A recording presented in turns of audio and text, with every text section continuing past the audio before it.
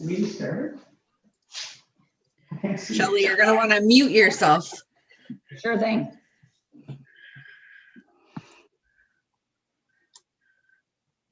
Okay. I believe we're all here. Welcome, everybody, to this special board meeting, Friday, May 28th. Before we move any further, the Greater Victoria School District wishes to recognize and acknowledge the Songhees and Esquimalt nations on whose traditional territories we live and we learn and we do our work. And I am especially proud to be able to welcome Chief Thomas is with us tonight. Thank you so much for being here as an honored guest and rights holder at this table. And I'm not seeing Chief Sam, but we may be expecting him to join us as well. Find out. But do want to make sure that we welcome you as a first order of business. As we do our territorial acknowledgement, it is with a true spirit of gratitude and respect for the people who have had a relationship with these lands, these beautiful lands since time immemorial. I'm wearing my orange shirt today, been reflecting on the heartbreak out of Kamloops and all those lost children, and thinking about how that is the roots of our education system. And all the work that we have to do as a collective.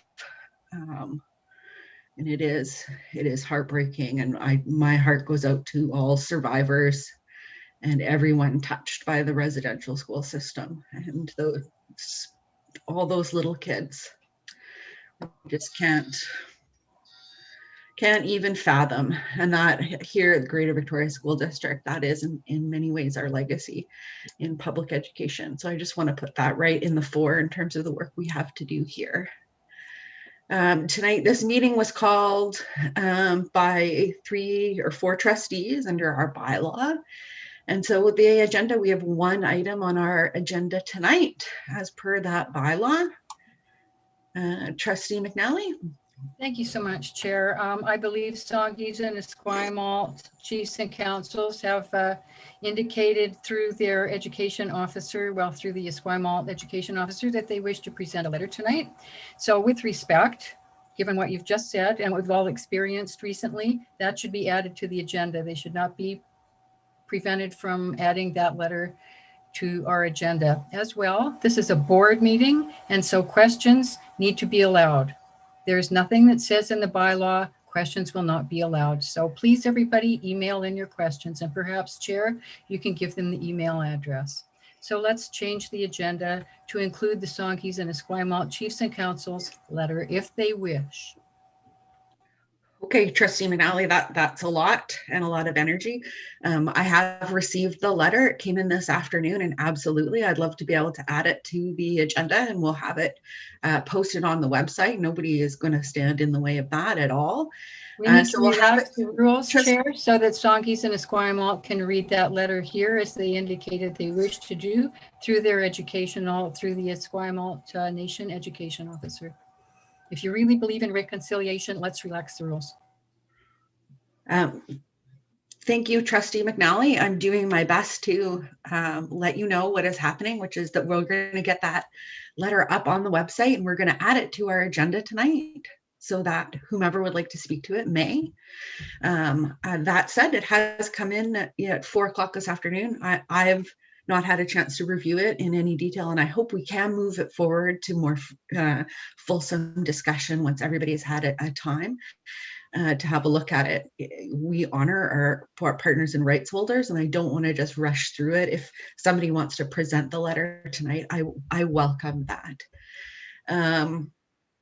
Can we, by consent, add the letter to the agenda? Do any trustees have a challenge with that? Okay, so we'll do that. In terms of a question period, just looking at our bylaws, question period, which is its own special bylaw, are for general meetings of the board. So certainly you can move, Trustee McNally, to vary the agenda to add a question period if you like. I do, so move. Okay, so I just want to refer everybody to bylaw 9360.01, just so that we're aware of what that question period looks like. Are you seconding, Trustee Duncan? Are you seconding the motion? Yes, I am, Chair. And I also wanted to just point out a couple of things from 9360 that might assist us in terms of understanding the extent to which a board agenda, regardless of how the meeting was called, the extent to which a board agenda, according to that bylaw at paragraph 7 and 11, sets out that we will have a question period as a matter of course as part of our agenda template. So I'm just wondering if this is probably not the time to debate it because we have some important business to get to, but I suggest that we do the work to really clarify when we should, as a matter of course, just have a question period by reference to that bylaw. But I will second the motion if that's how we're going to handle it.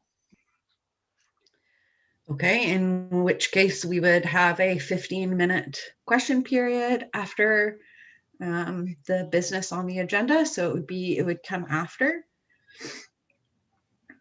And it would have to be questions on the topic of the agenda. Is there any debate on adding this to the agenda? I would just seek a point of clarification where you say it would just be to ask questions on this, the items on this agenda. I don't know that that is true when we do other board meetings. If that's the call, that's fine. I just question whether, I think when we do trustee questions in a regular board meeting, that they're from any topic, and often that's how different topics come to the table and are brought to our attention when they're not on the agendas through that. So could I seek clarification? Are you asking to have trustee questions added to the agenda as well? Or are we talking about question period? I'm just talking about question period, just where you said that it was just on the agenda. I think that often question period it can encompass anything. I mean, tonight, fine. I just want to clarify for the future. I just think that that's often where sometimes things are brought to our attention that we aren't aware of otherwise. Okay. And I know we haven't been very good at following our bylaw in terms of allowing many questions, but there is a limit of one question per person, and the question period runs for 15 minutes. So given that there's a strong desire for us to be in alignment, I think that's a good plan.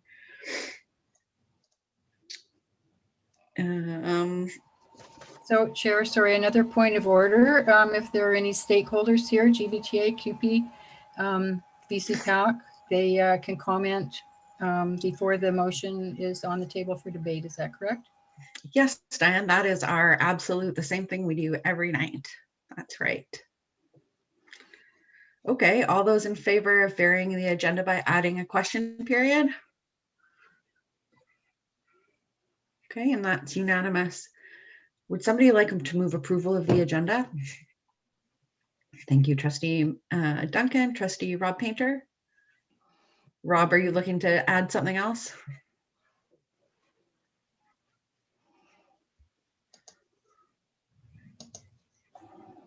Let's see, am I muted? Unmuted, okay. It's getting interesting these days. I would just like to ask clarification with respect to the point that was raised earlier about providing Chief Thomas or Chief Sam, if he is to participate, or their representative to present the letter. And if so, to me, it would seem the appropriate thing to address that first out of respect. Trustee Rob Painter, we moved that letter be added to our agenda. So that'll be the first item on the agenda. Okay, followed by your motion and then a 15-minute question period as per 9360.01. Are there any other questions about the process for this evening? Seeing none, could I have a mover and seconder for approval of the agenda? Thank you, Trustee Duncan, Trustee Ryan Painter. All those in favor of approving the agenda as amended? And that is unanimous. So I'll turn to our first item, which is the letter. And I do want to point out it came in at 4. So I personally have not had a chance to review it. So I look forward to the presentation and future discussion. Chief Thomas, did you want to present the letter or read it for us as Trustee McNally indicates?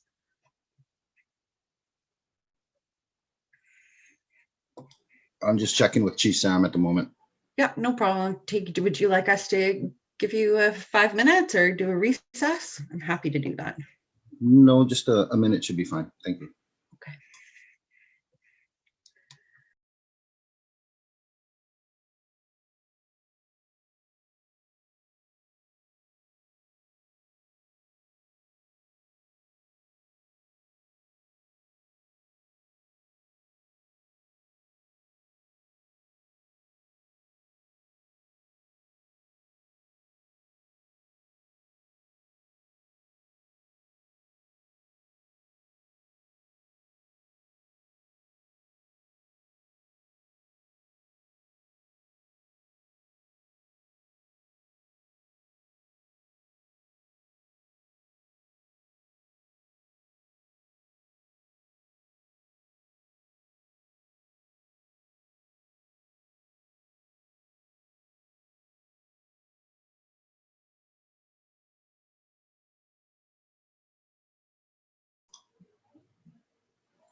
Getting no response, so maybe we can take 5. Sure. Would trustees like to move for, let's say, why don't we recess till 8:20 and give you that time. If you are ready to come back, please just indicate I'll be watching. Trustee McNally, Trustee Whitaker, any discussion? Seeing none, all those in favor? Okay, we can rejoin at 8:20 and I will be here making sure we're all okay if we want to get back early. Thank you.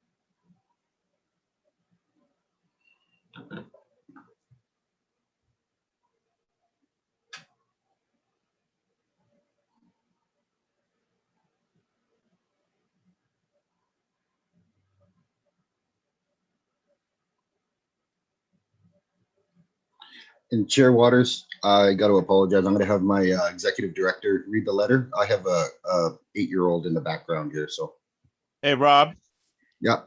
I'm on now. I'll gladly read it. Oh, okay. Okay. Okay, welcome, Chief Sam, and thank you, Chief Thomas. I know all about having the little ones in the background.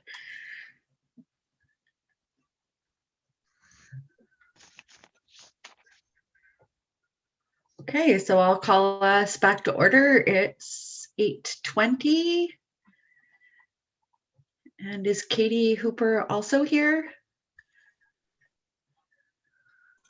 I saw She her. She was. I think she jumped off because Chief Ron's going to read it for us. Wonderful. Okay. Chief Sam, it's a real honor to have you with us today, and I'll turn the floor over to you if you would like to share with us and introduce your letter, which we do have on the record and will be on the public agenda as soon as we can get up there on the website. Thank you. Good evening, trustees and those watching. I do apologize for getting on a bit late. I got onto the YouTube link, but lend my support to what I'm about to read on behalf of Songhees and the Esquimalt Nation.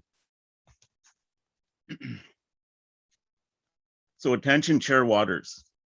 Please accept this letter from Esquimalt and Songhees Nation's Chief and Council with the utmost respect or utmost care and consideration as it pertains to our concern with the proposed budget considerations and our belief that these considerations violate the Ministry of Education's foundational principles. As a prelude to our letter, leadership would like to express our alignment with the Ministry of Education's commitments outlined in the platform, working for you, which include, but are not limited to, 1, putting people first, protecting and enhancing the public services. 2, lasting and meaningful reconciliation, to focus on creating opportunities for Indigenous peoples to be full partners in the economy and providing a clear and sustainable path for everyone to work toward lasting reconciliation. 3, equity and anti-racism, implementing mitigative practices to address racialized and marginalized people who face historic and present day barriers that limit their full participation in their communities, workplaces, government, and their lives. While these principles are the focus of the ministry, we fear they are lost at a regional level.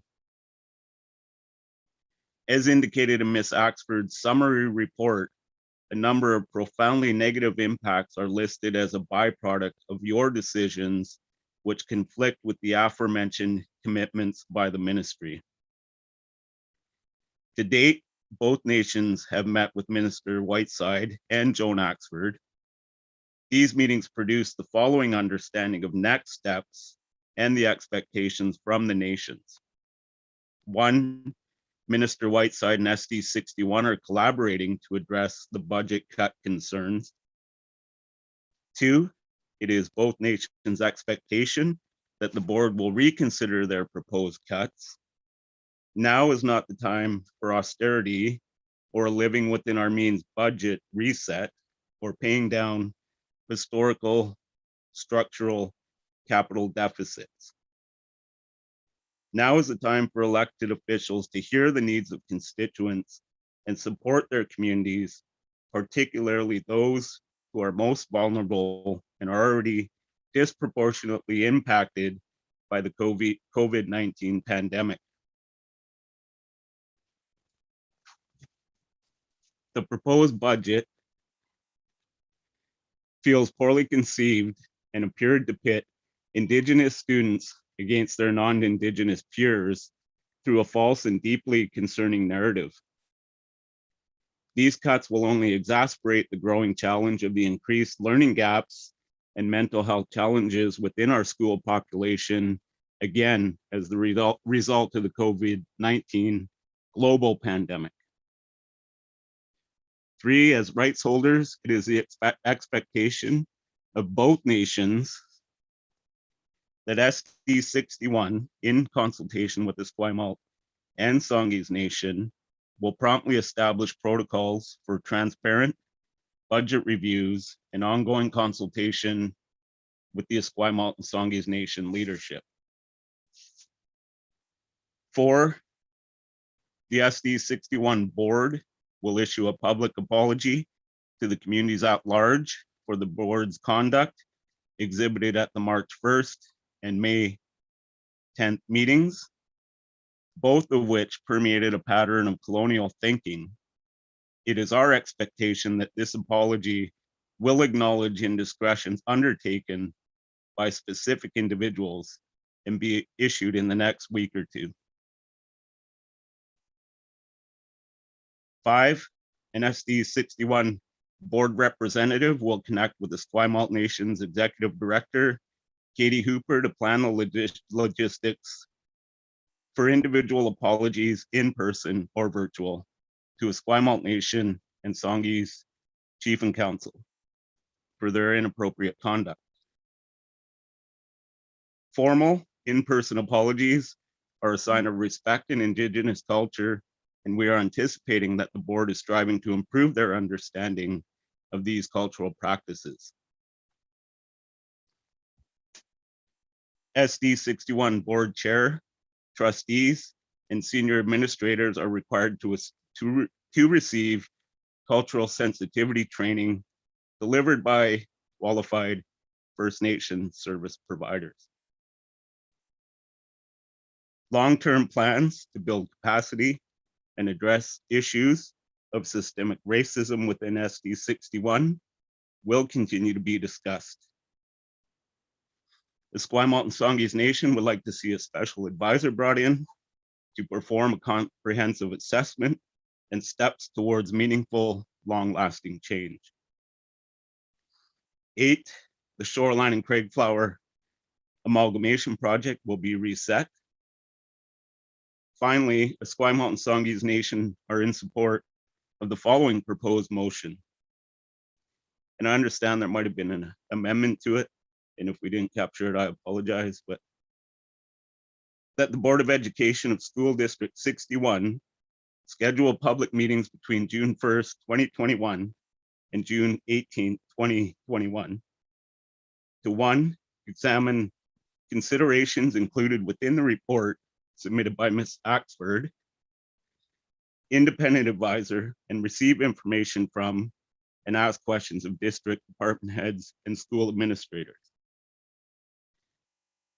2, to identify budget allocation options for school year 21-22, culminating in a board meeting on June 18th, 2021, to pass the annual budget for school year 21-22.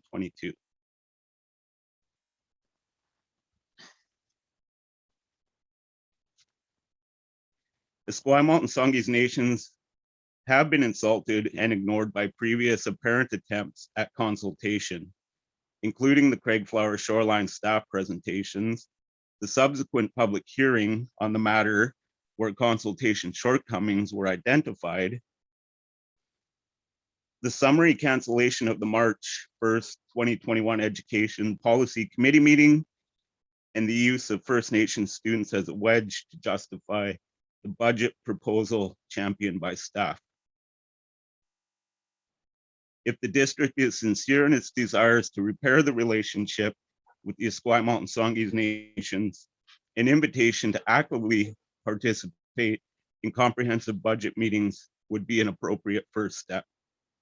We thank you in advance for your thoughtful consideration of this letter, and we look forward to collaborative and constructive next steps. Chief Thomas, Chief Sam, thank you. Thank you. I raise my hands in gratitude. I just want to honor your words. I'm so thankful for you for bringing your truth to this table and for giving us an opportunity to correct course in a way that honors both your nations, but most importantly, your children And I know we bear that responsibility. And we have a lot of work to do. So thank you very much for bringing your letter and for reading it. It was just so powerful. And I think it's going to be very helpful for us in how we chart our path forward, so that we can all be working together in the best possible way in service of your children. I'd like to ask that we have the letter move forward to a future meeting as well, so that we have ample opportunity to reflect on it. There's a lot there, and there's a lot of action items that I do not want to get lost.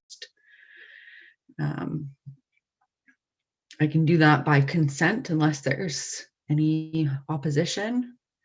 We move up. Is that okay with everybody? I just feel like there's a lot. Yeah, Chair, if I just could, I've managed to get my breathing a bit under control. It's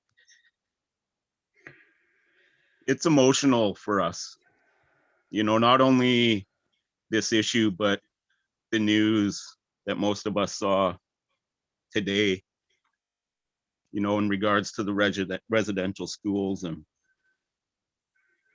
so I do apologize if I was a bit emotional, and I tried to keep it together. So I hope most could understand me, and just know that this is a very serious issue to both nations, and yes, we want to find a way to work together on behalf of our kids.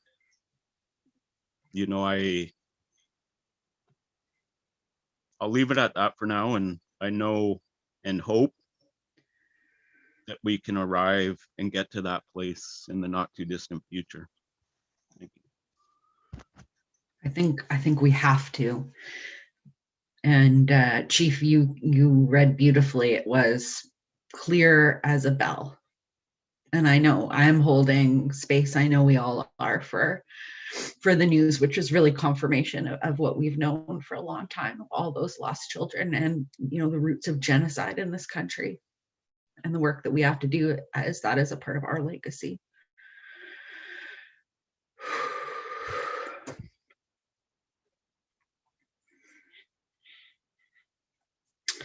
Chief Thomas, did you want to speak in at all? I don't want to move forward without offering you the opportunity. No pressure. Yeah, just a suggestion that the school board should work at creating a thoroughly representative and inclusive school district. Begins with having a school board that reflects population it serves. That's the only addition. And I'd like to thank the board and trustees for listening to Chief Sam and I. That's our number one goal when we took office, is to serve our children, to make our children's lives better than we ever had. And I hope that that we are, and it all starts here. And I want to thank you, Chair Waters, for reminding everybody and bringing up the fact of this horrible action that has been taken, and and all these bodies that have been found of all these children. I saw that on the news today, and I just broke down. And I'm thankful that both of my parents made it out of there alive. And there's not a lot of there's some parents that never got their children back, and I know of a few. So thank you for reflecting on that.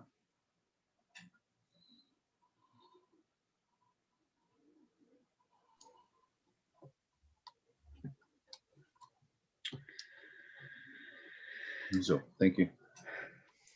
We have a lot of work to do, and I think I speak for all of us elected trustees when I say we share those goals of serving your kids, making sure that they reach their full potential, each and every one of them in all of our schools. And we recognize we have a long way to go, and that we have amends to make. And so that will be our work moving forward. And I'm just humbled and honored to have you both here to share with us. And I know we'll all be reflecting, and we'll make sure that the letter is on our next agenda as well, so that we can properly consider actions flowing from it and begin that work as you have so clearly articulated that we need to do. Thanks, Scott. Next on our agenda, I'll turn it over to Trustee Rob Painter to move forward with your motion and rationale tonight. Chair, Yes. before the motion hits the floor, I'm hoping that the stakeholders will have the opportunity to speak to it. Yes, we'll absolutely ensure that that happens. We're going to have Trustee Painter, if it's okay, move the motion, and then before we open debate, we'll have all of our stakeholders and rights holders will have an opportunity. I just always think it's better to have the rationale first. I feel like that's what I've been asking for years. So yeah, you bet. Please. And my apologies, Chair. I thought I was completely prepared for this and realized that the one thing I didn't have in front of me was my motion. So I'm just pulling that up now so that I can actually read it correctly from the into the record.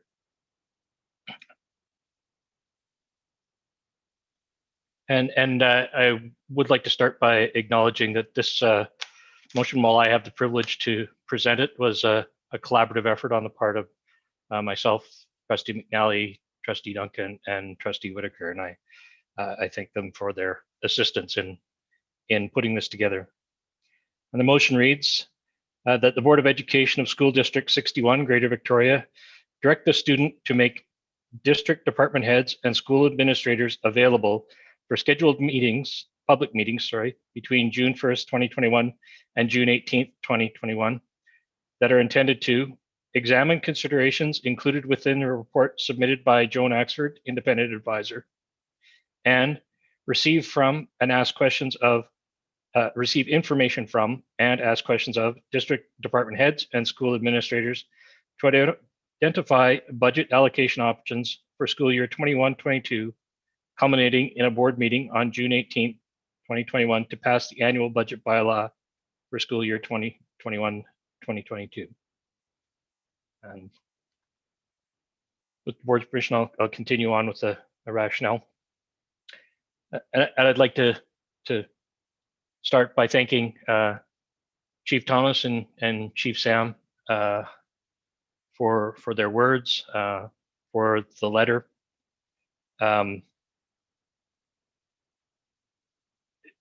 Given my upbringing as a middle-class white kid in suburban Alberta, it has at times been a challenge for me to comprehend what the legacy of residential schools are within First Nations communities. It's something I don't know that I'll ever fully understand. But the thing that has helped ground me is to simply try to put myself in the shoes, in the place of a First Nations parent, to imagine what it would have been like to have one of my children or both stripped from me, possibly never to see them again. And without understanding more about the residential school system, for me, that's enough to know how desperately wrong it was from the very start. And I'm not sure if my actions as part of this, the leadership of this organization can in some way start to move us towards reconciliation, but it is my sincere wish that that happens. I'd also like to acknowledge that we are coming up to the end of the province's first anti-racism awareness week, and on that theme, I think the timing is right. That even though this is a Friday night and it's not typically the way we spend our Friday nights, that I think it's an important one, and I'm grateful for this opportunity. I was asked to provide a rationale for this motion.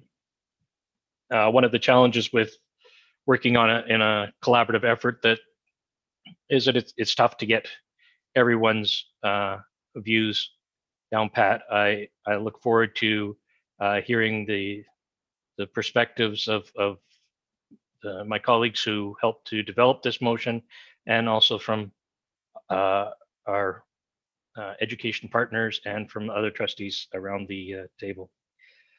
But as it's been pointed out by others who are a little more succinct than me, perhaps, if thousands of emails, dozens of speakers, student street corner protests, and a 5-kilometer rally don't provide sufficient rationale for why we need to re-examine this budget, then there is likely very little that I can offer that might clarify that situation further. We are the representatives of the community around this table. We've been elected with the responsibility of providing the best educational opportunities possible for the children and youth of our community. And over the past few weeks, the community has consistently expressed their concerns directly, as I've already mentioned, as well as through their participation in our own outreach efforts. The current budget proposal disproportionately impacts the most vulnerable of our students. I don't believe at all that this was deliberate, simply that their staff was given a direction, and that once all of these different distinct proposals were compiled, the impacts that might not have been fully understood, came into bright contrast for the rest of us. And Thomas Jefferson is quoted as saying that the measure of a society is how it treats the least amongst us. And I think that's just as appropriate here as it was then. And the final thought on that matter is that in many respects, COVID has increased the vulnerability of all of us. I don't think that can be overstated, that we're all in a more vulnerable state these days, and that we need to do what we can to support each other as we move forward, and certainly our children.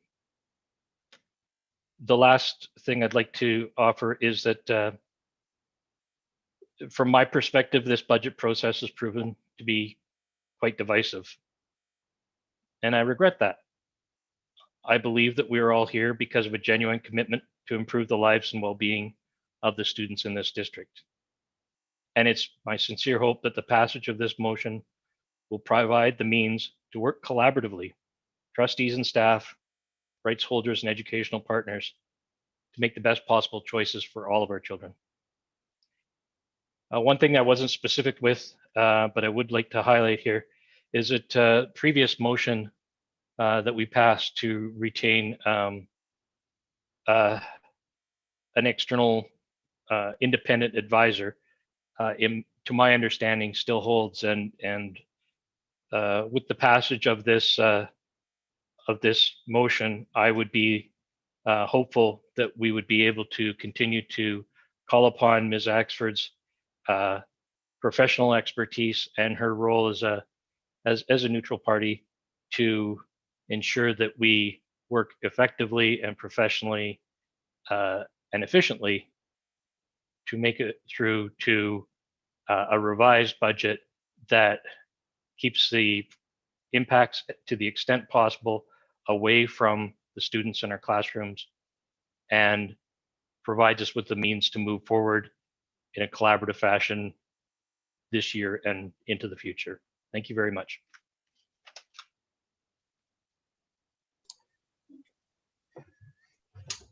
Thank you, Trustee Painter. Winona, did you want to take your time? And I'll... I do. Thank you, Chair Waters. I think first I want to say thank you to Chief Thomas and Chief Sam and I raise my hands to you for being here on late on a Friday night on what I know was a tremendously difficult day. And so I want to thank you, and I want to thank all of you for your commitment, the trustees and senior admin and everybody that's here. It's almost 9 o'clock on Friday night. And, you know, I think in many ways we become divided, and we're all coming from our different perspectives, but fundamentally, I really do believe we all value our children's education, and that's why we're here, and we're willing to be here at this time. And so I do think that that's a good thing. I've been a bit conflicted about this motion. I guess trustees have heard lots of feedback from staff, students, and community members who've been really upset about the cuts proposed and the budget process as a whole. And tonight you heard feedback from chiefs and council from both Esquimalt and Sahis. But if trustees need more time to ask questions and gather information and request staff to prepare more options and provide direction to staff, then the GVTA supports you in taking charge of that process in a way that allows you to develop a budget that minimizes cuts to staffing and programs. The part that's hard is that it'll further complicate staffing processes, but I think teachers are willing to deal with quite a lot if it means keeping their jobs and their programs alive. As I've said before, the staffing's been moving forward since the beginning of April. So there's teachers that have posted into different positions because of the proposed cuts. Every time the budget's gotten sort of like a new thing's been passed, something's been changed, jobs have changed, staffing in schools have changed. It's been a roller coaster for our members, and lots of them, I think, just want it to be done and just to like move on. But we're with you with what you need to do to do this right. So if you do pass this motion, then I think it's really important that you direct staff to develop budget options that incorporate the suggestions that have been provided by Ms. Axford. Specifically, they're using funds from accumulated operating reserves to smooth the temporary loss of revenue without permanent cuts. She suggested that. Funding the equipment amount of 1.4 million from local capital, and reducing or removing any additional budget requests and delaying expenditures that don't have to happen this year. Making those amendments will hopefully result in fewer cuts and damage to the staffing levels and programming. I think there's been harm done, but I believe you can accept more than underfunding, and this idea of living within your means. You need to show that you're advocating for what this district needs and what our students need. Last night, I stated, and I still believe, that the best course of action is to defeat the proposed budget and lobby the provincial government for more funding. While we recover from the pandemic, you need to tell the province that you can't provide the services our students deserve with the level of funding you are given. And I believe you are the powerful, progressive board that could do that. You have the social collateral, you have people behind you. Like, I think this is the time, and you could really push for that additional funding. And I feel that's the best way forward, but I leave it to you to debate. And I thank you again, sincerely, for all of you for taking the time to think about it one more time, to talk about it one more time. Thanks. Thank you, Ms. Waldron, and thank you for being with us on a Friday night. I know how challenging this has been for you and all of your members as well. Ms. Wells, QP 947, would you like to go next?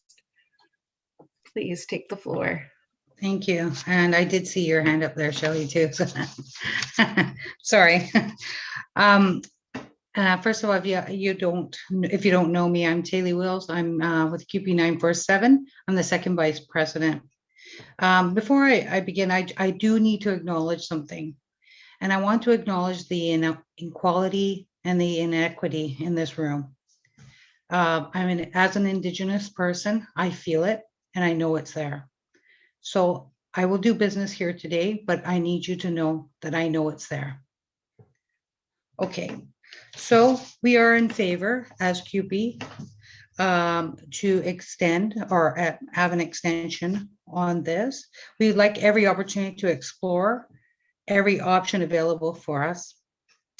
The supports of the students are at stake, along with the opportunity for our members to take home a wage that is sustainable.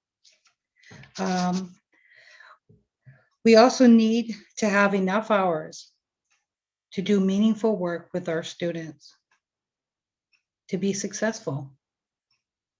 And I leave you with this last. If we don't do it, who will? That's it.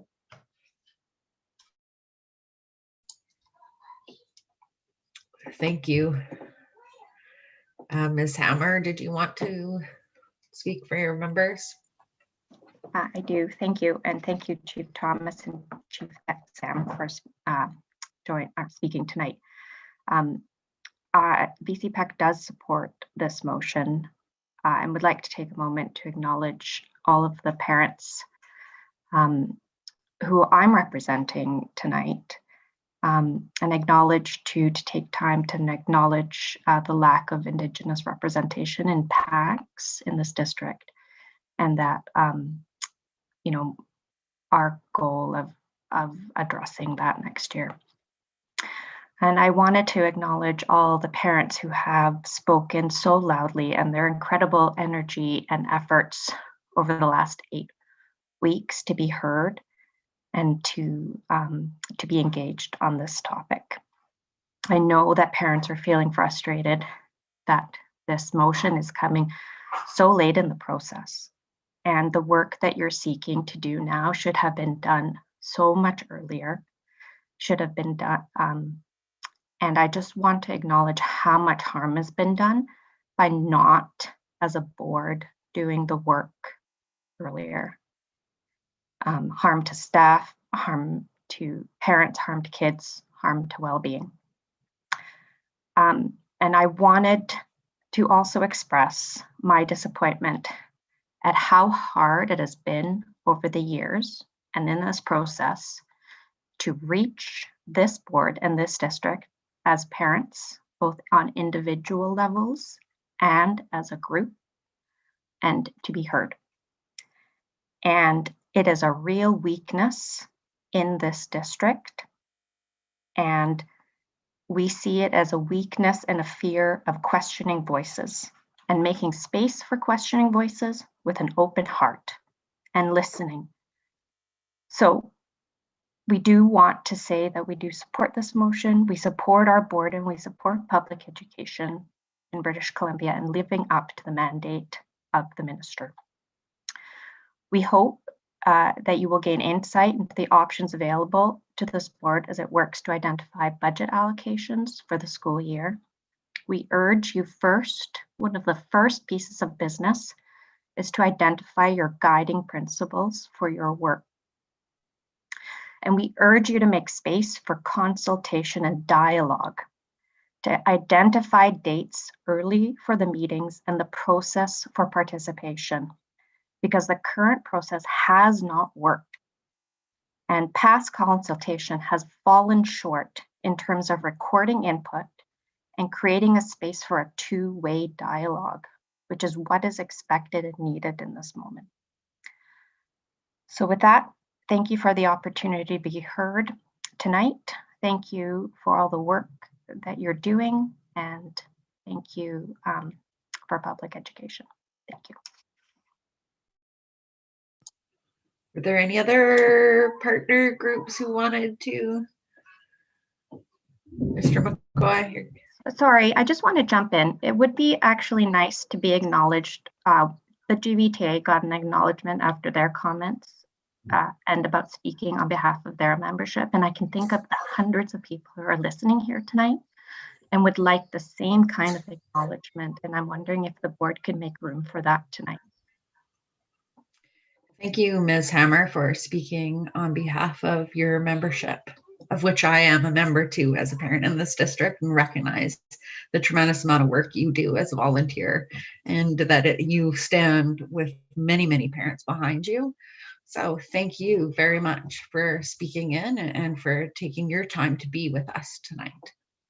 Not just me though, but the parents who are watching and paying attention and bringing their efforts and organizing protests and driving their kids with their cellos to play outside the school board district. You know, I would like an acknowledgement for them tonight. Okay, I acknowledge all of the parents who have been working so very hard, and I hope I do that all the time, because I am so proud of the level of engagement we have in this district and the articulate and passionate advocates that we have for students.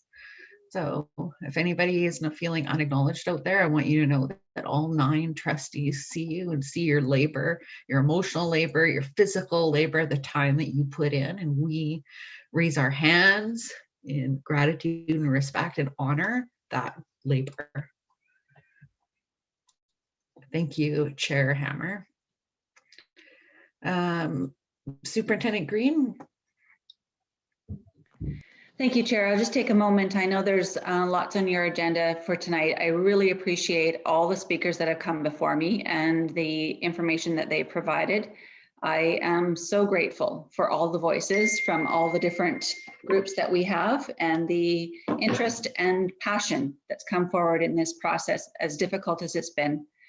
I acknowledge some of the difficulties that trustees are now facing in regards to the different pieces of information with our GVTA, our QP groups, our parents, certainly our nations, and the work that we want to move forward.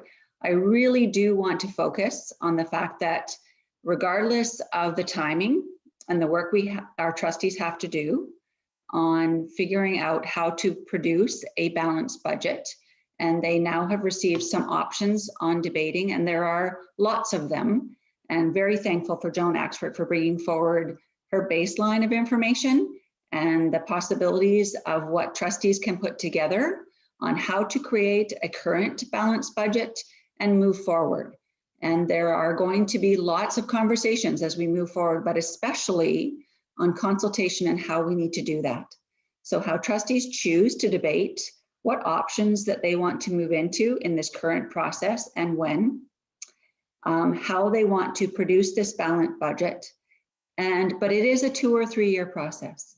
And I think that we are very lucky to receive the interest and the desire from both of our nations, from Chief Rob and Chief Ron, who want to establish that consultation platform and to be able to enter into good, solid dialogue on how to be doing good decisions for our students as we move forward. It really is a forward-thinking budget. It's a change place that Victoria School District has never been in before. And so we're going to enter into a conversation and dialogue about process. We've got lots on our mind about what things are on the horizon, but really, trustees will make a decision on our current space, but it really is the future thinking one.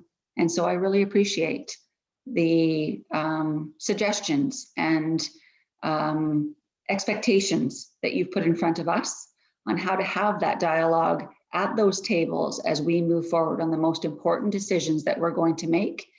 And they'll be good decisions. They will be the future ones that we need to be doing. And so trustees, there are many pieces that our Secretary Treasurer and her team are put in front of you. You've got some options, 8 of them as a starting place. And everything, as Joan mentioned, from taking things that are in your piggy bank now and not doing very many cuts to doing a few to doing more. And those are in front of you for budget consultation. Big decisions, you've heard lots of voices, and I have every confidence with all the voices you've been here, especially the ones tonight. And thank you again for those ones, that you can find that space to have that initial debate on big decisions, but also making the recommendations on the process that we are going to follow in Victoria School District as we move forward. And I'm actually very excited about that. So I have trust and confidence, and I want to thank all of our presenters from all of our partners and our nations who have helped us land on this space. Very much appreciated on this very difficult day. Thank you. Rob, do you have a seconder for your motion? Thank you, Trustee Whitaker. Any speakers to the motion? Trustee Leonard? Thank you. I would like to thank Chief Thomas and Chief Sam for the letter that's been presented this evening. And I look forward to working with the board on the recommendations provided within the letter to the board. I think all of us will agree that it's work that we need to do.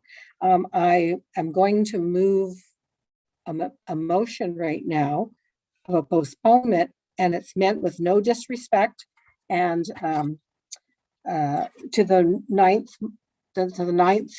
point within their letter about the motion, because my motion to postpone the motion on the table, I'll just read the motion and then I'll tell you why my rationale going forward. I move to postpone the motion until Monday, May 31st, the special open board meeting after the budget debate, to determine if the board is able to pass readings of the budget or if it still needs more time and information to move forward. So my rationale is that if in the end of the debate with eight possible options before us, the boards can still not come up with any type of a way to move forward, then this motion falls, Trustee Painter's motion falls in line with what would be the next steps. But if people are able to take a look this weekend, I think the information is being posted to the website. I believe the Secretary, Treasurer, Superintendent, and staff have listened to the public, have listened to Special Advisor Joan with all of the information provided to us. And I had a quick glance before the meeting tonight over some of the options, and I believe there's something in there for everyone, right from very little or minimal cuts right through to a range of zero to 100, so to speak. So I move to postpone this night's motion because I think it would come out of the meeting on Monday in a more realistic way, because I think there's enough there for everyone on Monday to probably see their way through passing a budget that everyone can live with and everyone can feel that they've had input into and have been heard. So again, it's meant with no disrespect to the letter we've received tonight, because I still believe that motion is something that we can address on Monday, but it would be if we can't come to consensus of the budget that's going to be presented to the board on Monday with the 8 options. I'm sorry, I'm falling apart over here. Do you have a seconder, Trustee Leonard? Thank you, Trustee Ferris. I haven't had a chance to review the options that have come out. I wonder if I may just ask a clarifying question of the Secretary Treasurer. Is there an option that includes no cuts to student services in the, I think it's 8 options that you've presented to the board? No, one of the options has no savings in it, but 1 or 2 of them have very few savings that directly impact the classroom or student services. Okay. So we have a motion to postpone until Monday. And I've got 2 speakers to the motion to postpone, which is debatable. Trustee McNally and then Trustee Painter. But first, may I ask if any of our partners want to speak to moving this until after the board has talked about the options? No, okay. Go ahead, Trustee McNally. Thank you for your patience. No, thank you. It's difficult to put into words how upset I am to think that we will postpone justice yet again. I really don't have words to speak to this in any articulate way. We need to pass the motion on the floor tonight and thus honor all the stakeholders we've heard from, and the rights holders, the chiefs who are here tonight, who have urged support of this motion. What more can people who have been treated badly by this board do? What more can they do? I urge defeat of a motion to postpone.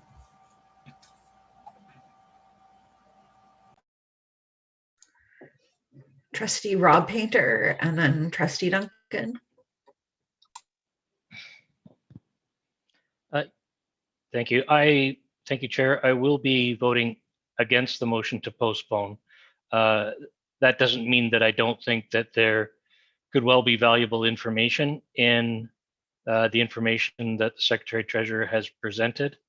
I just don't feel that trying to make everything work in a single meeting is necessarily the best way to go. I do think that we need a little bit of breathing space to be able to pick and choose, to look at options, and to be able to discuss it without an impending time limit influencing our decision-making abilities. So while I think that I do look forward to reviewing the information, I certainly don't feel like I have any insight into what it may contribute, but knowing the quality of our staff, I'm sure there's some great ideas in there. But trying to take this most recent information and attempt to resolve so many outstanding issues in a single meeting, I think is it's just setting ourselves up for greater frustration and more division. Thank you. I've got Trustee Duncan, Trustee Hensa, and Trustee Ferris, and then I'll put myself on the list as well. And Trustee Whitaker.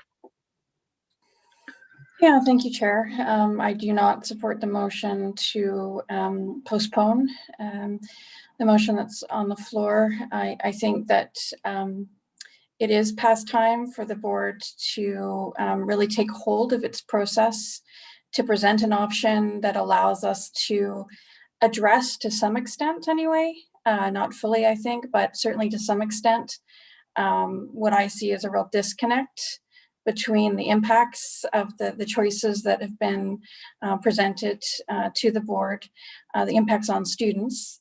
And I don't see how we're possibly going to address those concerns in a meaningful way in a single board meeting. I have not had the opportunity to look at whatever our Secretary Treasurer has sent to us, presumably today at some point. I'm fully confident that they're, as a result of what we've heard from Ms. Axford in particular, but also from loud and clear from our stakeholders and our rights holders, that there will be some ideas coming forward on Monday. But to me, the idea that we can meaningfully address the impacts and that disconnect between the budget proposals we've heard and the impacts on the classroom in a single board meeting, to me is just, it doesn't make sense. We in our board meetings, we get very hung up on process. We have limited opportunities as trustees, and our stakeholders also have limited opportunities to speak. What our community, I think, is saying to us loud and clear is they want us to work together with our stakeholders, with our rights holders. They want this board to show some leadership and take hold of the process. And if it means slowing down a little bit, rather than again doing what we've done and which has not worked well, and has caused a great deal of distrust in this board, this speed ahead to get things done without doing proper consultation and collaboration, it got us where we are in part. And so I really caution us tonight. I think we need to utilize this motion as a means to move forward. So I strongly suggest that we don't postpone. and try to push through something on Monday. That's not what we should be doing as a board, and it's not the kind of leadership that our community wants to see. So I don't support the motion. Trustee Hensa, and then Ferris, and then myself, and then Trustee Whitaker. Thanks. It's sorry, I've got a lot. There's a lot of thoughts. I like right now, I like the idea of postponing. It's only postponing it by like one business day. And I support, I mean, I know that this process has had its faults and flaws, but I don't think it's completely failed yet. I don't think it has. I think we're still in the middle of it. We've heard a lot from our community. We've heard a lot from our stakeholders and rights holders, but I haven't yet heard from my colleagues around the table.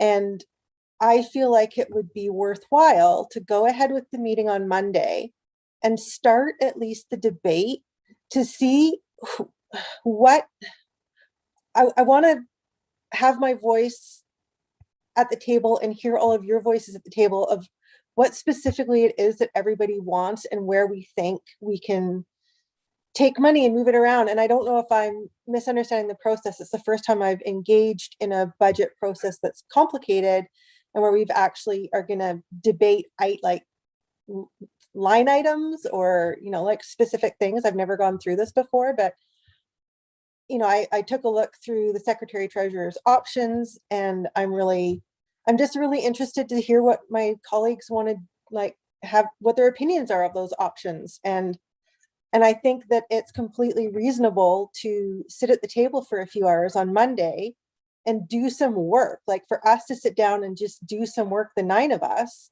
and see where we land after a couple of hours. And if after a couple of hours, I'm not happy with anything, I'm quite happy to go ahead with this motion and get more information. But I think taking a couple hours out of our evening for us to sit down and do some work and see where we come up with would be time really well spent.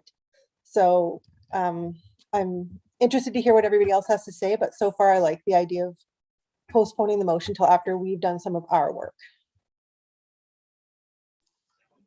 Trustee Ferris.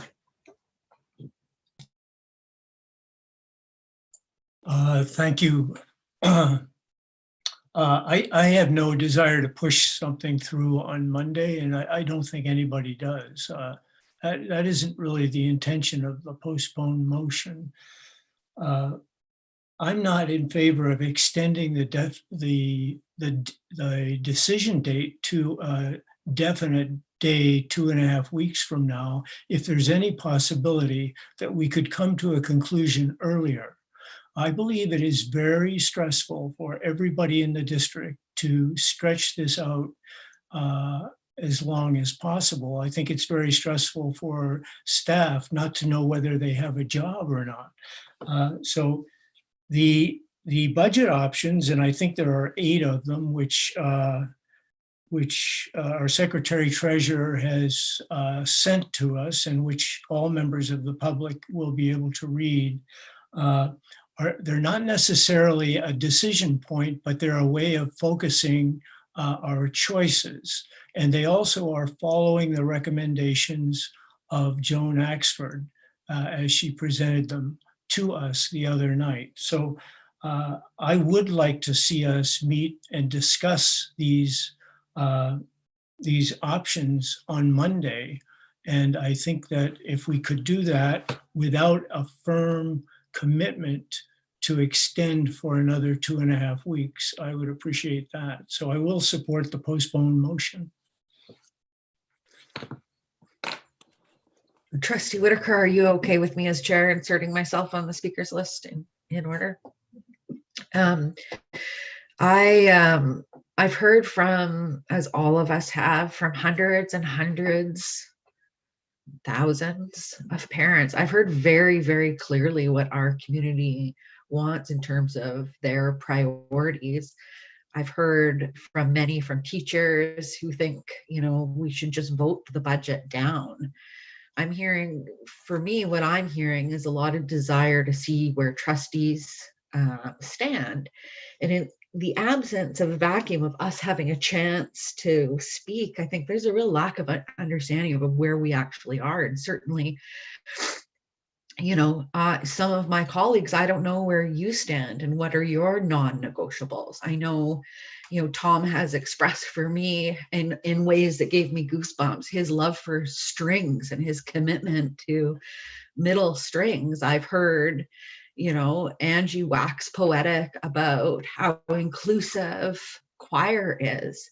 You know, I've heard Trustee Ryan Painter talk about the need to make sure that we're maintaining services at Craig Flower and Shoreline as a top priority. So, but I haven't heard from everybody. I don't, you know, I can make my guess around Elaine wanting to make sure we've got stuff in our coffers. And I know that, you know, Trustee Rob Painter, you know, probably doesn't want to make any cuts that are going to affect kids. And Trustee Diane McNally is passionate about reading recovery. And so, you know, I haven't heard from Trustee Whitaker, Trustee Duncan, and I want to have that conversation. I want to know where we all stand and what we need to be able to build a budget that we can stand behind. So I desire that conversation with my colleagues. I think Trustee Henson did a really beautiful job of saying that we have work to do before we decide, because this has been a divisive and damaging process in so many ways. And I don't want to walk into 2.5 more weeks of this without knowing what my fellow decision makers want. So I want to have that conversation. And if there are not options that work for all of us, then we need to vote that budget down and move forward with that, or we need to ask for the options and ask for this targeted consultation that we want to make those decisions. So when I look at this motion, I see lots of possibility, but I don't feel like I want 2 more weeks of, like, I've heard the community loud and clear. Like, I heard 5 kilometers of music students. You know, I'm ready to have a debate, because I think that there are, and I've said this all along, if trustees are willing to work together, if we come together and keep students at the center, then we can develop a budget that we can stand behind, you know, proudly, and move into a new budget cycle, which I expect is going to be starting probably as soon as school startup is done, early October. We need to work on this. We need to have you know, consultative circles. We need to have all our rights holders right in there. We need to have parents at every table, and we need to do better, because we are not out of the woods. 2022-23 budget is going to be hard too. So looking to the future, I want to give us an opportunity to have a debate on Monday, then decide if we need more time. And if we need more time, what are we going to do with that time? So I'll be supporting the motion to postpone. Also, because I think I'm running a fever. I'm hoping it's hay fever, but going down quickly here. I will pass it over to Trustee Whitaker. Thank you all for letting me take time to speak. Thank you. And thank you everyone for being here tonight and so late on a Friday night. And thank you to both of our chiefs for being here this evening. It is a pleasure to have you at our meeting, and I hope that that's something that will continue going forward. And again, I would also thank the Secretary Treasurer for her memo at 6:15 this evening with a bunch of options. I too have not been able to review that. And I guess you know, I don't want to support postponing, because I don't want to support these last minute 6:15 because, you know, feet are on the fire, that now it feels like that's what's creating action. I've been asking for 2 months how to make amendments to this budget and when those discussions would happen, and how to make those changes and how to provide some sense of relief to parents and to our community that we are doing that. So you know, I have felt I have been very challenged and struggled for the past 2 months, where I see the damage and the harm and the fear and the late nights that we have inflicted on community. And so for me, I find it this last minute, now here's these things, this is something that we think is better, that of course I haven't been able to read. I have read this motion, I've worked on this motion, I know what this motion is going to produce. So I'm not going to support postponing this because I don't have complete faith. And unfortunately, that's what has happened here, is trust has been broken. And I don't completely have trust that after Monday night's meeting, if we still don't feel good about this, that a majority of people are not going to move this forward and this opportunity will be gone.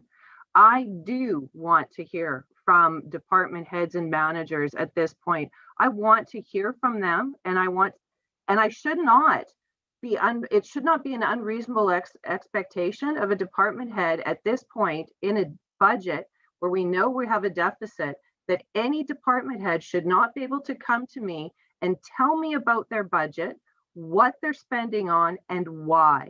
And they should be able to make that connection to the strategic plan in a way that I understand and community understands, so that when I have to go back to community to say, this is why I voted this way, I can say, I did that because this department is doing this that is going to support our Indigenous students to see better success. I am going to see our students and their mental health see success in this area because this is where we're spending. And that is my challenge with this budget, because for all of those ideas on there, I cannot align it to the strategic plan in those departments. And that is a fail on our part. So maybe I've missed something. I have been in every single meeting. I have really tried. I have done all of the reading. I understand our strategic plan, but I don't see that alignment. So for me, I am looking for that extra time. Sure, I still want to do the debate that you're discussing on Monday night, but I want that time. I want that acknowledgement from our department heads that our money needs to be spent efficiently, and it needs to be going to support student success in ways that we know is effective. I'm fine with us making mistakes, but we need to adjust. And we need to know that what we're doing is supporting students. And I don't know that. So I won't support this.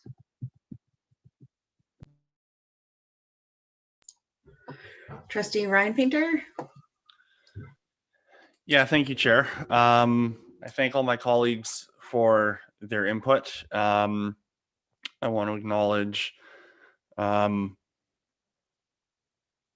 Chief Thomas and Chief Sam tonight for what they've been here and said, and what was spoken out and what's been presented. It's had an impact on me. I'm having a challenging time keeping it together over here as well. So I'm going to try to maintain for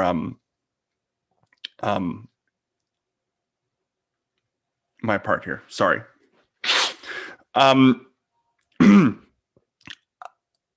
I have not had a chance, as well as some of my colleagues, to look through the options that the superintendent has sent to us. I need the time to read through those and understand the implications of what has been presented to us.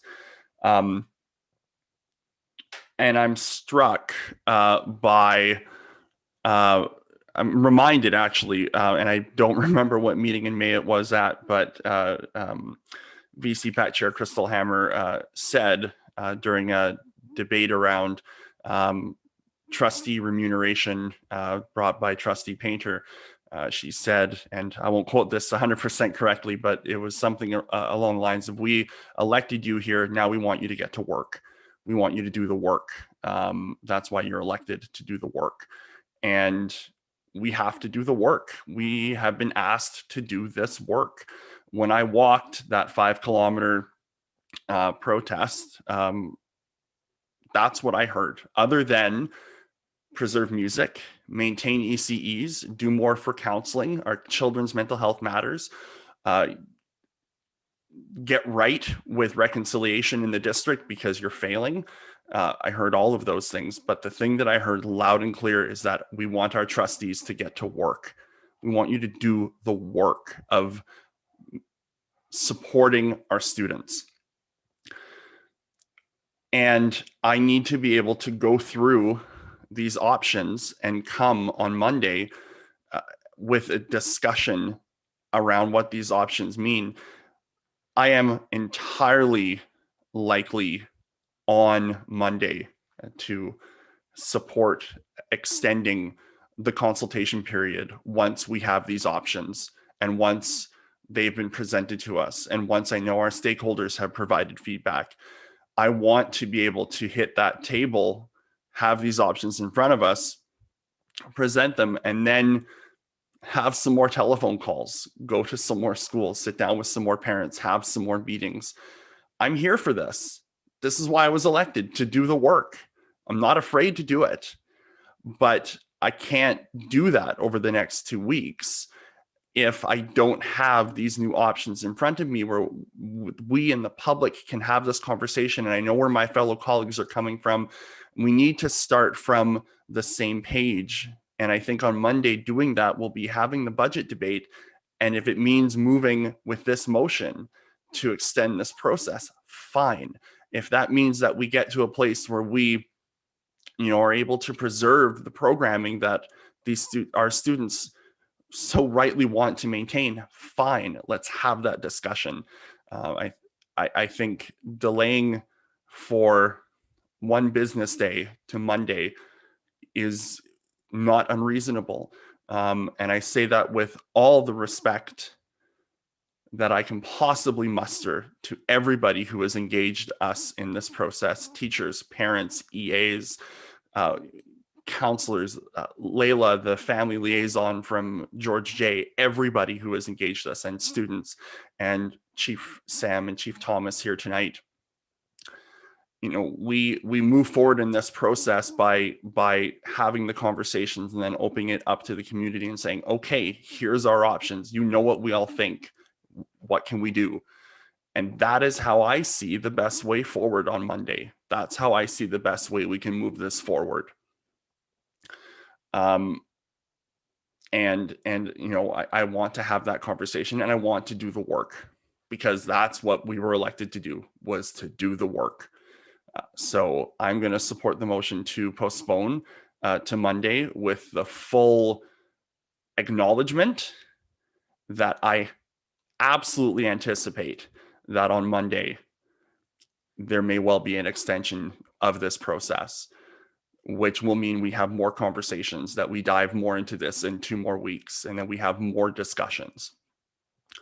And I'll just wrap by saying, I want to just, again, because it was said in the letter from Chief Sam and Chief Thomas, I just want to again apologize for anything that I have done the March 1st meeting and since and prior, for harming the nation's Indigenous communities, everyone in the system.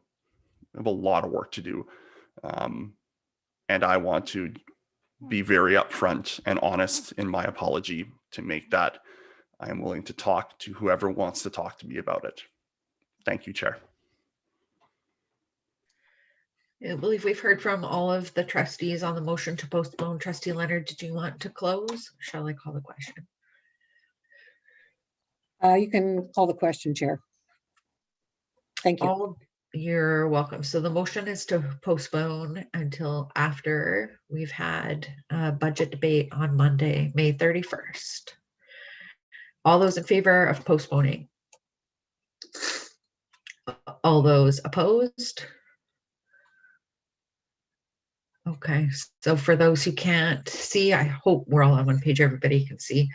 In favor was Trustee Leonard, Ferris, Hensa, Ryan Painter, and myself. And opposed was Trustee McNally, Duncan, Whitaker, and Painter.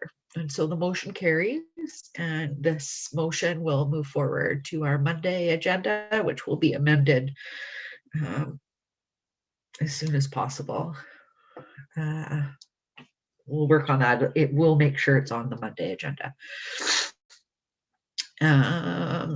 Okay, thank you everybody for your very thoughtful contributions. I appreciate everybody's commitment to the work, even if we disagree on how to go about it. Mr. Canty, for question period. Thank you, Chair. We have two comments regarding the first one is regarding the Zoom meeting being not a generally open public meeting, and that the public are viewing via the live stream.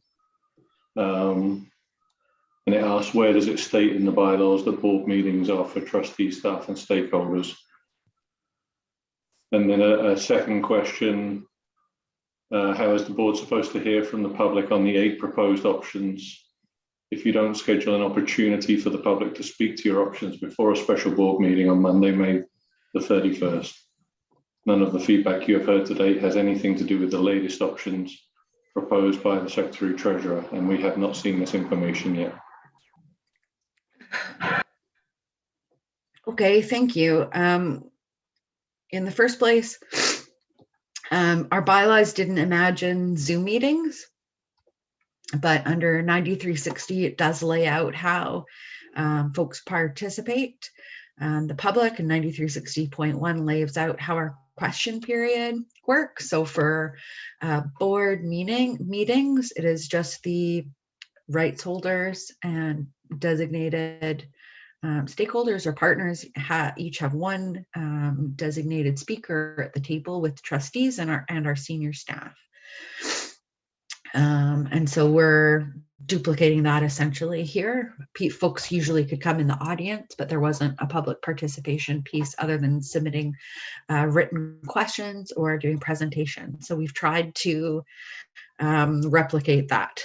But certainly our bylaws don't speak to virtual meetings, and post-pandemic, we should probably consider that. With regard to the second question, the options, the 8 options that the Secretary Treasurer and her team have developed are in response to all of the feedback that we have heard. And I understand build off of Ms. Axford's report and include, please, Secretary Treasurer Morris, correct me if I'm wrong, but include principles for us to discuss as a starting place, as that was one of Ms. Axford's suggestions. So all of those will be on the website tomorrow, Secretary Treasurer Morris, first thing, bright and early, Mr. Canty. And then we invite feedback in all the ways that we've been getting it. I know all the trustees are available for conversations, discussions. Our inboxes are open. My sincere hope is that the options reflect what we've heard from the community. And I plan on working it backwards that way, but we shall see. If I have not adequate, so the way that folks want to look at the question period, because I understand there's some frustration with how it works. I remember when this policy was written and passed and being very frustrated with it as somebody who was a public at that time. If the question is answered in a way that isn't helpful to you, or you have some, please send back in an email. This is the system that we set up, and I agree we could probably do better, but this is a system that we have right now. So I've done my best to answer your questions. Mr. Canty, do we have any others that have come in since we've begun? We do have other questions coming in. That's usually how it goes. As you speak. Yeah. Would you like me to read them out, Chair? Sure. Dear Ms. Waters, I have a question for the Superintendent, the Secretary Treasurer, or anyone who's seen the 8 budget options to be considered on Monday.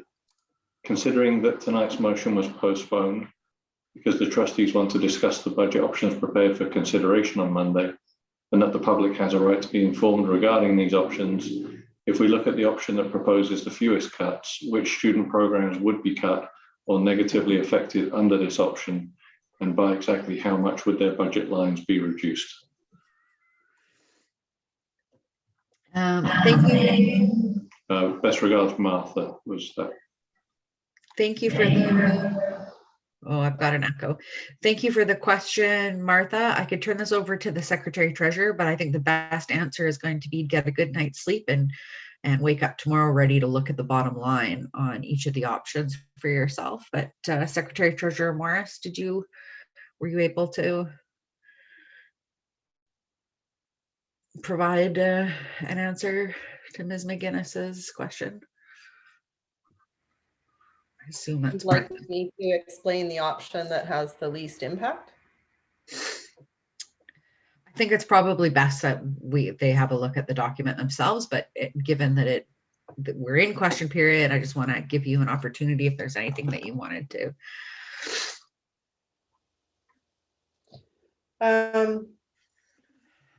Yes, one of the options that uses the most surplus has the least impact on student program. And in that option, I would say there are, I hate to say no impacts because all of the budget line items in our budget are intended to help students, but there would be no direct classroom impact or student support impact, although we all support students. There is one that uses the most surplus and has the least impact. And that's something the board needs to consider in its future obligations and some of the principles that are also in the document.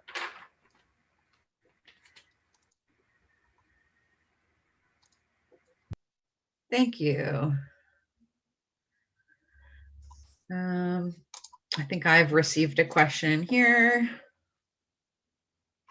And perhaps we've responded to this already. How is the board supposed to hear from the public on the 8 proposed options if you don't schedule an opportunity for this public to speak? None of the feedback you have heard to date has anything to do with the latest options proposed by the Secretary Treasurer. We haven't even seen this information yet. Thank you, Mr. Farber. I am hoping that the options are going to reflect what we've heard from the community rather than the other way around, but you're going to be able to provide us feedback by email, and I expect my inbox is going to be lighting up.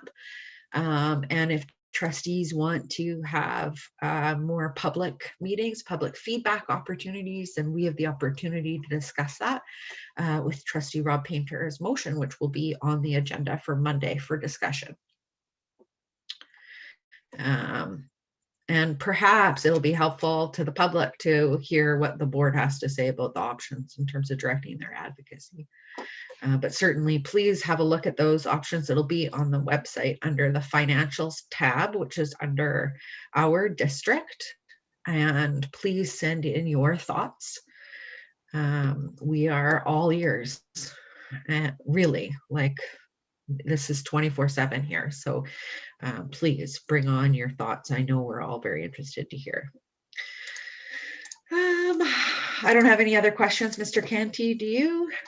Yes, there's more questions in the mailbox question period. There is an email from Ms. Hammer, VC PAC. Parents do not have enough time to review the new options in time for Monday. Thank you, Ms. Hammer. Are there any other questions? Question from Karen Kwan. We as parents, students, stakeholders and rights holders have asked for consultation. How can you do that if you don't allow time for that? Excuse me. The postponement motion by Trustee Leonard does not allow for consultation. You have heard from parents but have not sat down for discussion with us. Okay, I'm not hearing a question there, but I do just want to let you know that I have nothing else on my agenda this weekend other than to sit down with parents. And I'm sure that is the same for our other trustees. Do we have any questions? A question from Ms. Murphy. Will the question, I assume this is regarding the following meeting on Monday, will the question period be more than 15 minutes? Will the questions from the public come before the board votes?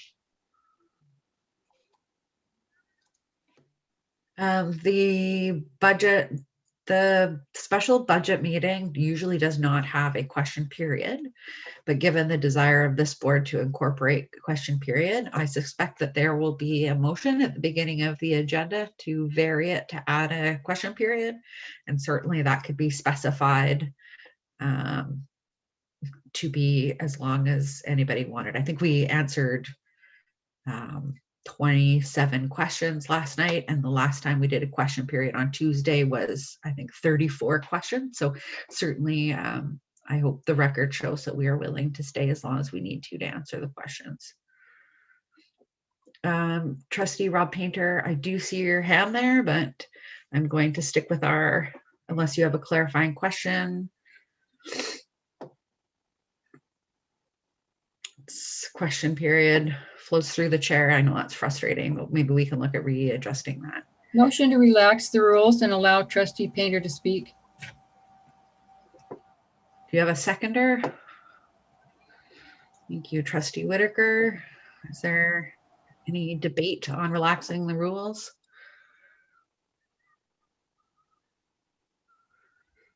Personally, I'd like to focus on question period, hearing from our public. Trustee Duncan? It's not about. Yeah, Chair. Duncan?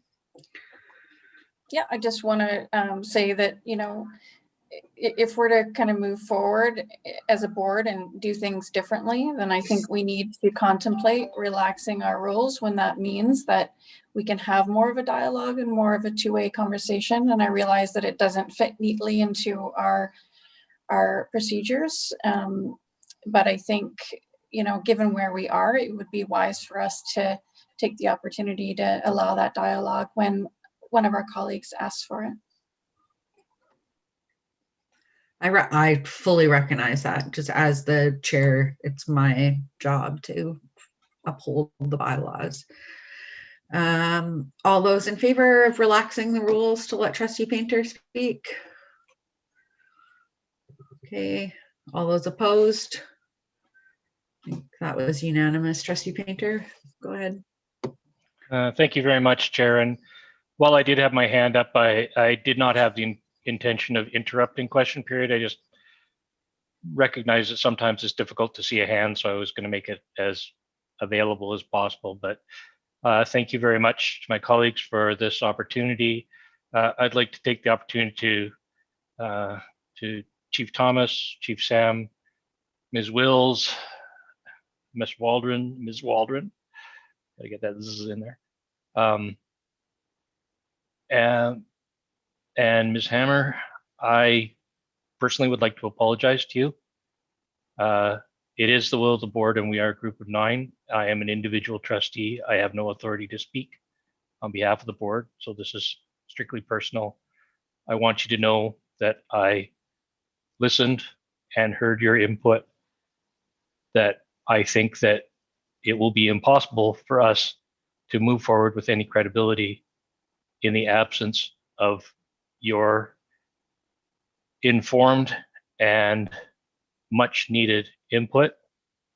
I do not have faith that being offered a single opportunity to speak to a motion on Monday is going to provide any great opportunity for debate or clarity.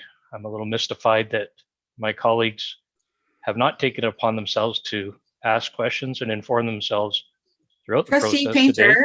Trustee Painter, please do not impugn your colleagues. We have all taken time to hear.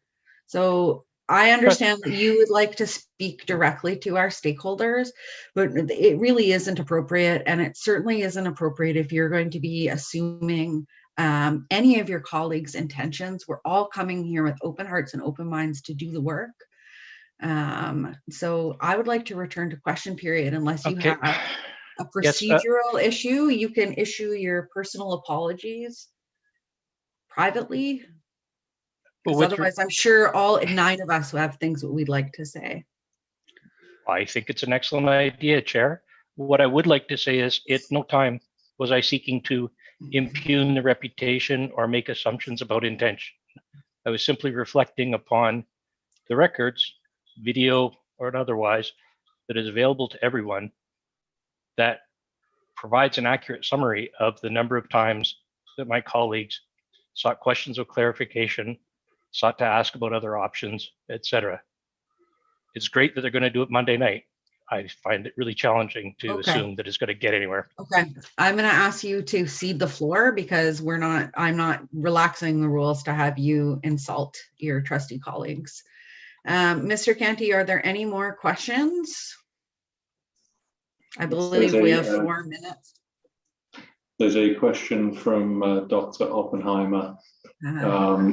Dim as what as I want to ask how the district plans to deal with the increased risk of suicide and overdose, the impact of acute social isolation, and the danger of students failing to return to school and deteriorating further at home, while at the same time laying off child and youth counsellors. Dr. Oppenheimer then gives context to the question, which I will forward on to the trustees and the senior leadership team. Thank you, Dr. Oppenheimer. I just want to point out that we haven't cut anything yet, that there's no decisions on the table at this time. Mr. Caldwell, did you want to speak to, or through the superintendent, mental health supports? I know this is your area of expertise and passion, and that we are doing significant work in this area. I don't know how you answer that in a nutshell. Thanks to the chair. Thanks for this opportunity. We've had a number of shifts within the system to support mental health. And though there were a few youth and family counselor positions that were reduced, there were other positions that were added that support our youth, and in particular outreach workers to connect with those students who have been displaced because of COVID. We are in a process now of also including a full-time youth and family counselor to work with just our children and youth in care. And we also moved 5 of our school-based counselors into our community league funding to support those positions moving forward as well. So we are continuing to look at supporting mental health throughout the district and building our structure that supports those most vulnerable youth. And Mr. Oppenheimer, I know this is or Dr. Oppenheimer, I know this is an area of passion for you. I invite you to reach out to us for further discussion on this. It is complex and it is an area of focus through our strategic plan. Mr. Canty, do you have any other questions through question period? I believe the other questions are from members who have already spoken in question period. So with the chair's approval, I can forward these on to the trustees so that we capture everything this evening. Please do. We're happy to answer all questions. I'm finally on top of my inbox and able to respond as they come in. I'm running at about 48 hours behind, but I am getting through everything. Could we have a motion to adjourn? Thank you, Chair. Trustee Ferris. Chair. Pardon me, Chair. Yes. Who is Chair? shouting? Yes, This is Chief Sam here. Yes, please. Yeah, sorry, I'm just turning my camera back on here. I'd like to seek some clarification if possible, and forgive me if I'm out of rules or out of bylaws or whatever you want to call it. I want some clarification around Ms. Wallgren's recommendation earlier about no cuts, and we go to the ministry together and ask for more money. Like I just heard you say not long ago, there has been no cuts yet. Why are we not rallying behind that recommendation and standing together as a board, as rights holders and stakeholders, and approaching the ministry? When does that happen? So if somebody can clarify that for me, it seems like that's the best option at this point. Chief Sam, I've met with the minister, and the superintendent has met with the minister, and that's partly how we ended up with Ms. Axford coming in.